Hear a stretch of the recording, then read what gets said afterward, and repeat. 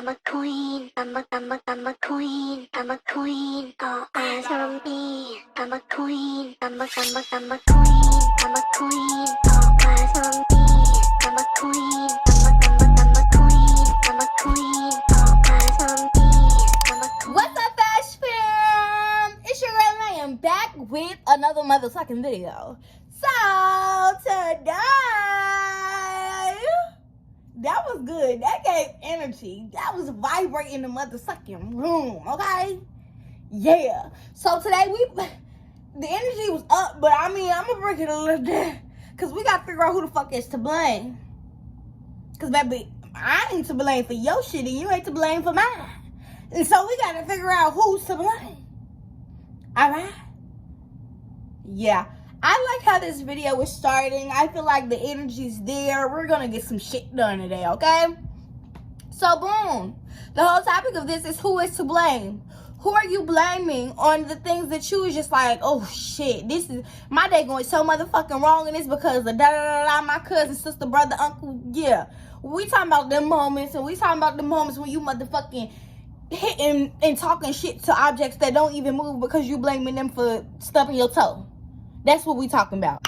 So, y'all know I'm gonna give my example first, because any videos I do, I'm not here to shame y'all or be like, ooh, let's blame you, because baby, this is about me too. All right, I gotta take accountability for myself too. In this video, all these videos always help me as well, like I always say.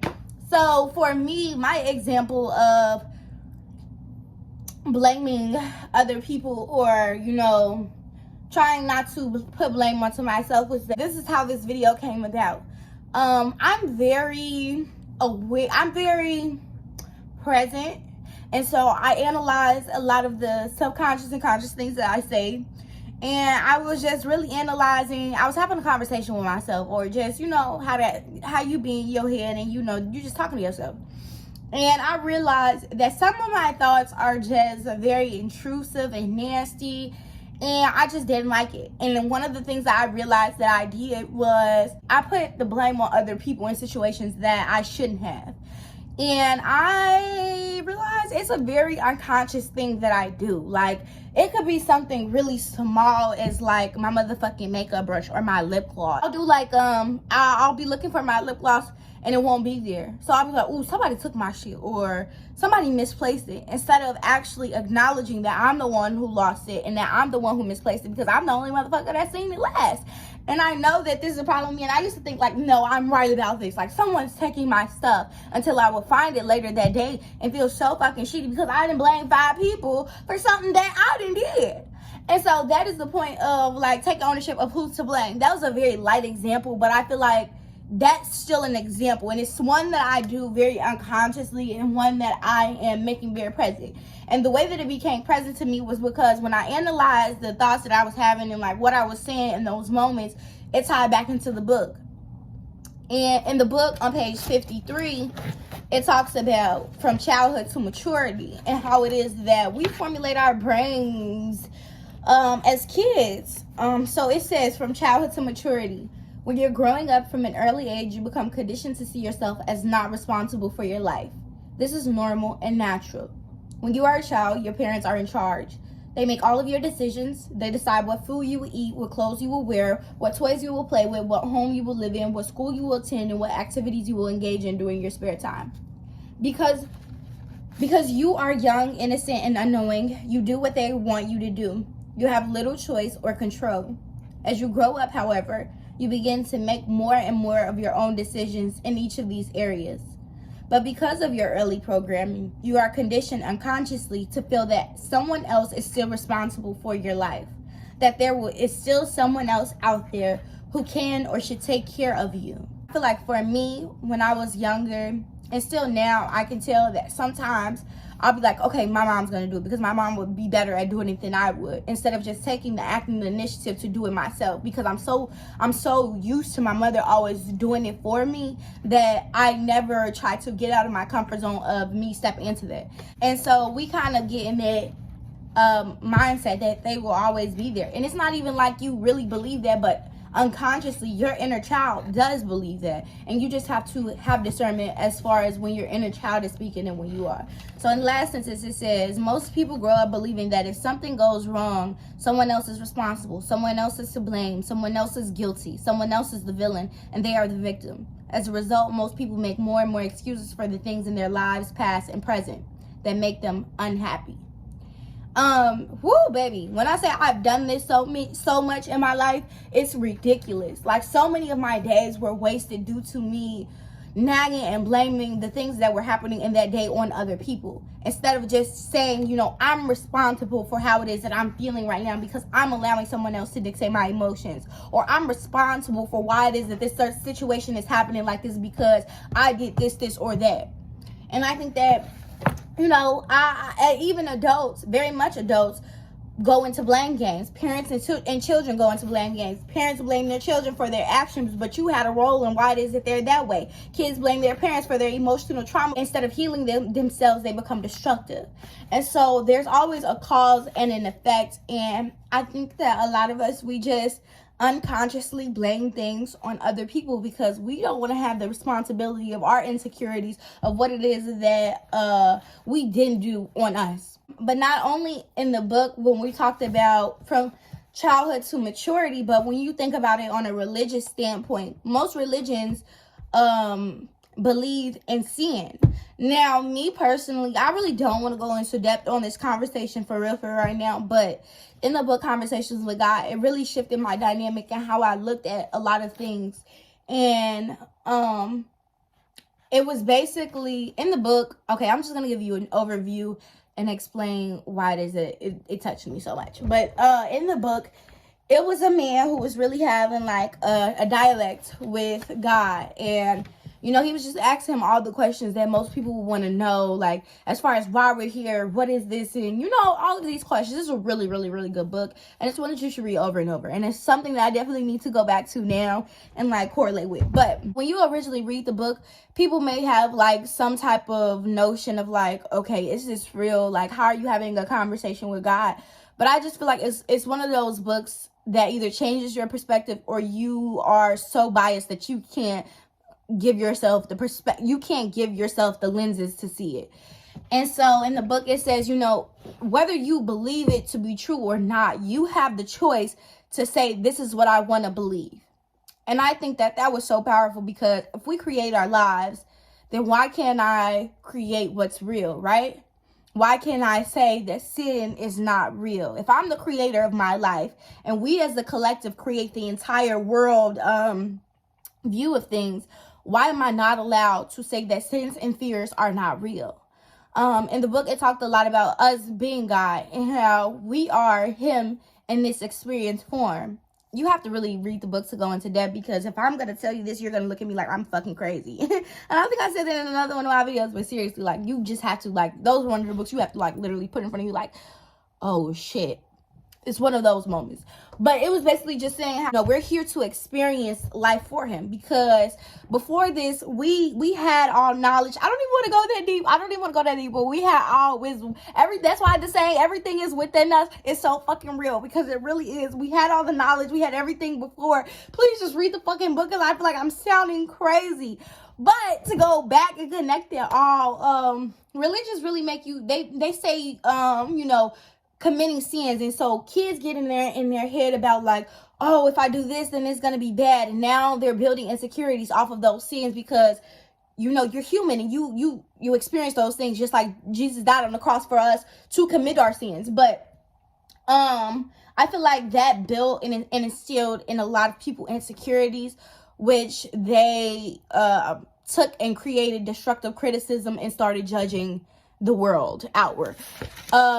And started judging other people. And that's what created this chaos. But I feel like in the book, the way that it came off was, why would God create all of these things if he did not want us to do it? You see what I'm saying? It wouldn't be here to experience if it wasn't to experience. I think that a lot of people, I wasn't even trying to like go into the God conversation, but I think that a lot of people see God, and I did before I even read that book, as the highest power. And so there is a sense of fear around him, and not a fear of like, oh my God, Satan, but a fear is in you're so powerful and I have to abide by what it is that you're saying.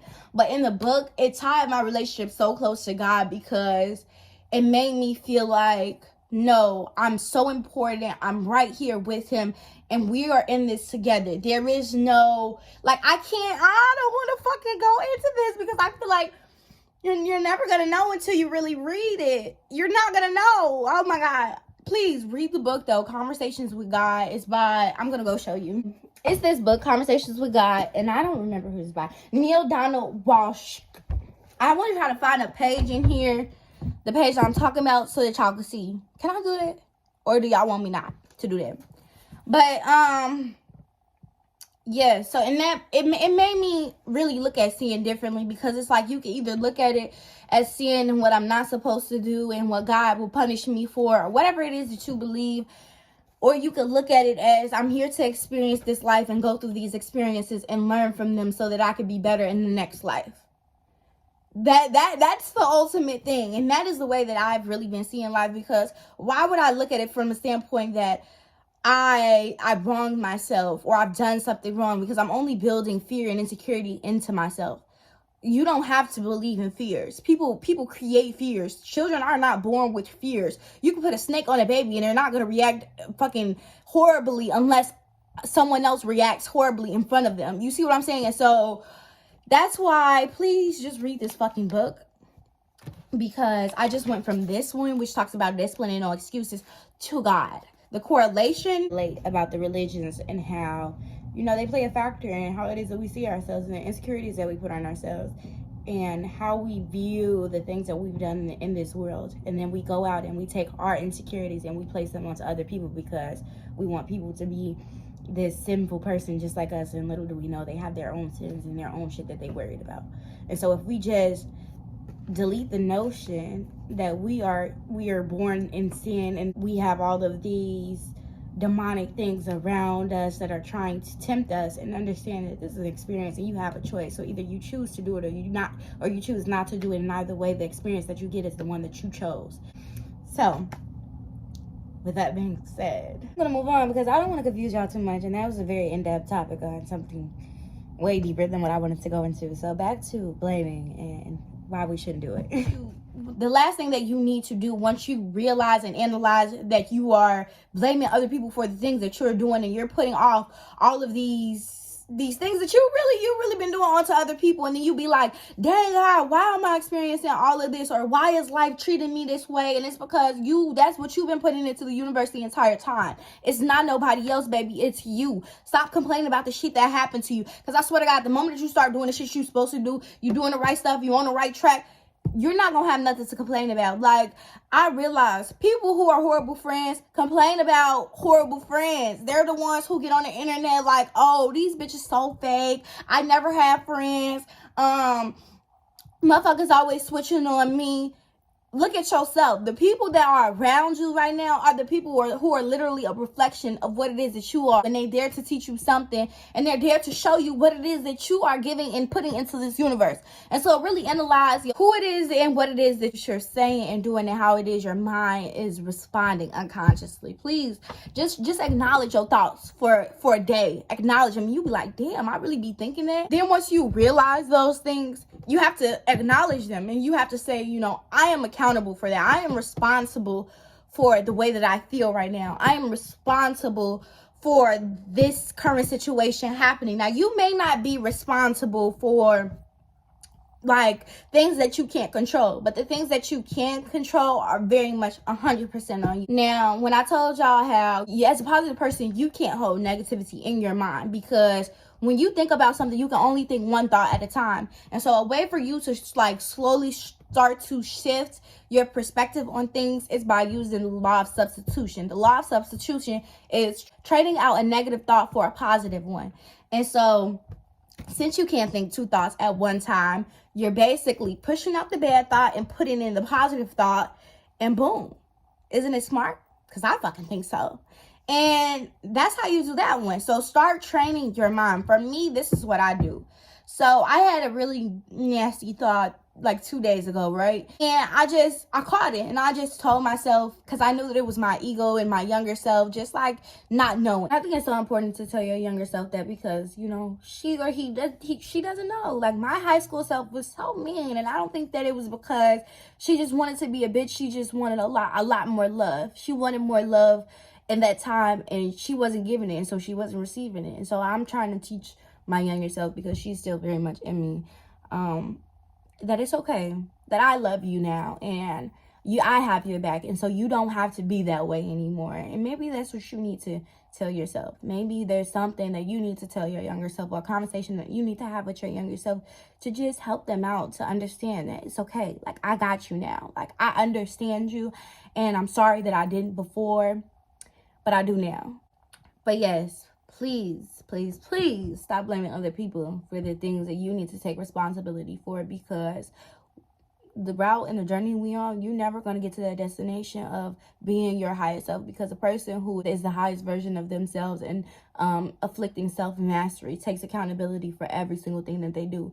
And we got to stop letting people dictate how it is that we feel and why it is that we feel this way, because we're the only person who has control of us, and we're the only people who can determine whether our lives are good or bad. Stop thinking that, you know, the things that you can't control is your life. No, your reaction to what it is that life throws at you is your choice. And so please stop blaming other people. Okay, we taking accountability this year. All right, because that's how you change. Once you acknowledge, you know, okay, I am upset. And whether it was in a situation where you like, they ain't got shit to do with me, this bitch got me fucked up, you still better be like, I take accountability for letting my emotions get this high, for me allowing you, a sad bitch, to get me this heated.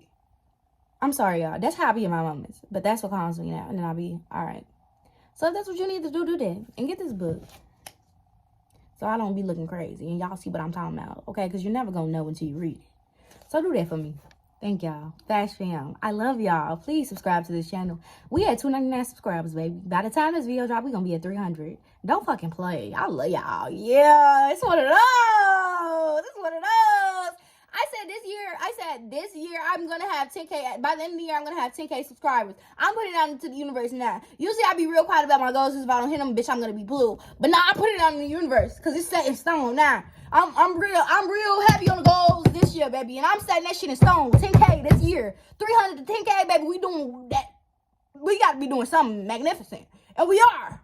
So, like I said, Fast Fam for life. Love y'all. I'm a queen, all eyes on me. I'm a queen, I'm a queen, I'm a queen, all eyes on me. I'm a queen, I'm a queen, I'm a queen, all eyes on me. I'm a queen, I'm a queen, I'm a queen.